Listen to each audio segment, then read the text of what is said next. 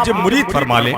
غوث اعظم نے کہا ٹھیک ہے، لیکن آنے والے نے کہا حضرت میری دو شرطیں ہیں۔ غوث اعظم نے کہا وہ کیا؟ اس نے کہا پہلی شرط تو یہ ہے کہ میں نماز نہیں پڑھتا ہوں، وہ نہیں پڑھوں گا۔ دوسری شرط یہ ہے کہ چوری کرتا ہوں، چوری کرنا بھی نہیں چھوڑوں گا۔ غوث اعظم فرماتے ہیں اور تم مجھ سے مرید ہونا چاہتا ہے؟ کہا ہاں مرید آپ سے ہی ہونا ہے اور آپ کو ہی کرنا ہے، کہیں اور جانا بھی نہیں ہے۔ غوث اعظم نے ہاتھ اٹھائے اور کہا مولا اس کو نماز کی توفیق عطا فرما، چوری سے بچنے کی توفیق عطا فرما۔ غوث اعظم فرماتے ہیں ایک شرط میری ہے۔ اس نے کہا سرکار دو شرطیں آپ مانتے ہیں، ایک میں مان لوں گا۔ غوث اعظم فرماتے ہیں جہاں اذان کا وقت ہوگا وہاں تجھے اذان پڑھنی ہوگی۔ کہا ٹھیک ہے، یہ کتنی بڑی بات ہے۔ مرید کیا، کرنے کے بعد گھر پر گیا، گھر پر جانے کے بعد اذان پڑھتا۔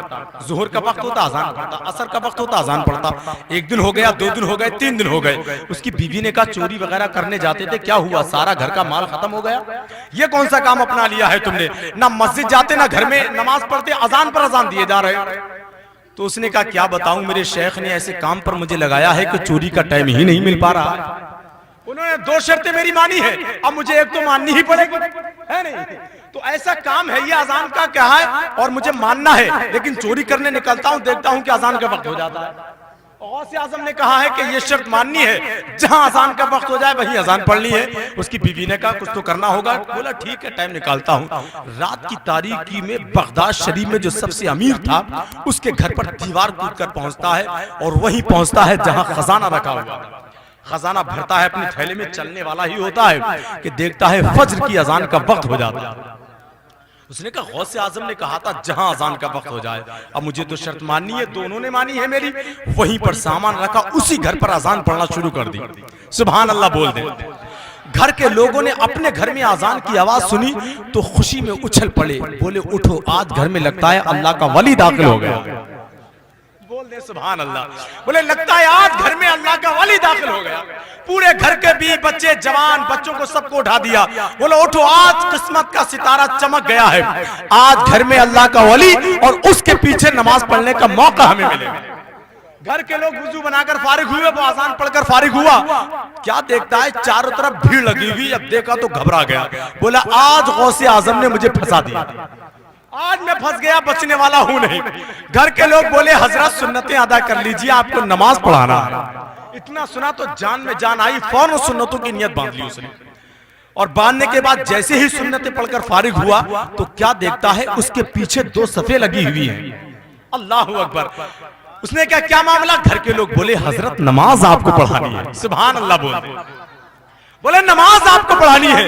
اس نے کہا زندگی میں کبھی میں نے اپنی خود کی تو نماز پڑھی نہیں، آج پڑھا کیسے دوں گا؟ کیا کہہ رہے ہو؟ میں چور ہوں، چوری کرنے آیا ہوں، تو دیکھو مال رکھا ہوا ہے، تمہارے گھر سے میں نے چرایا ہے۔ گھر کے لوگ بولے نہیں آپ تو اللہ کے ولی ہیں۔ سبحان اللہ۔ اور جیسے ہی اس نے سنا ہے کہ یہ گھر کے لوگ مجھے اللہ کا ولی کہہ رہے ہیں تو وہ اور اچھل گیا، بولے کیا اللہ کا ولی کہہ رہے ہو مجھے؟ پوری زندگی چوری کرتے ہوئے ہو گئی، یہ تو میرے شیخ نے آج مجھے پھنسا دیا۔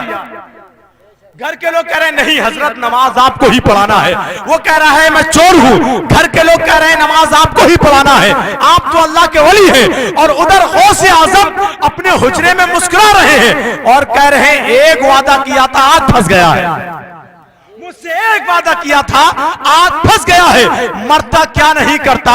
گھر کے لوگوں نے کہا حضرت نماز کا وقت نکل جائے گا، جلدی نماز پڑھائیے۔ کہا نہیں مانتے ہو تو نیت باندھ لو۔ نیت جب صفیں لگائی، نیت باندھی، نماز پڑھا کر فارغ ہوا تو کیا دیکھتا ہے دعا مانگ کر جیسے ہی فارغ ہوتا ہے کیا دیکھتا ہے کہ پورا گھر کوئی ہاتھ چوم رہا ہے، کوئی پیر چوم رہا ہے۔ زندہ ہے تو اپنے زندہ ہونے کا ثبوت سبحان اللہ کہہ کر دیجیے۔ تو آنے والا جملہ جو چور نے کہا تھا اس کو سن کر نعرہ لگانے والے نعرہ لگائیں گے، سبحان اللہ کہنے والے سبحان اللہ کہیں گے۔ کوئی ہاتھ چوم رہا تھا، کوئی پیر چوم رہا تھا اور وہ کہہ رہا تھا واہ غوث اعظم، واہ غوث اعظم، زندگی میں ایک وقت کی نماز میں نے پڑھی ہے تو پورا گھر میرے ہاتھ اور پیر چوم رہا ہے، اگر پانچوں وقت کی نماز پڑھنے لگا تو پوری دنیا میرے قدموں میں جھک جائے، پوری دنیا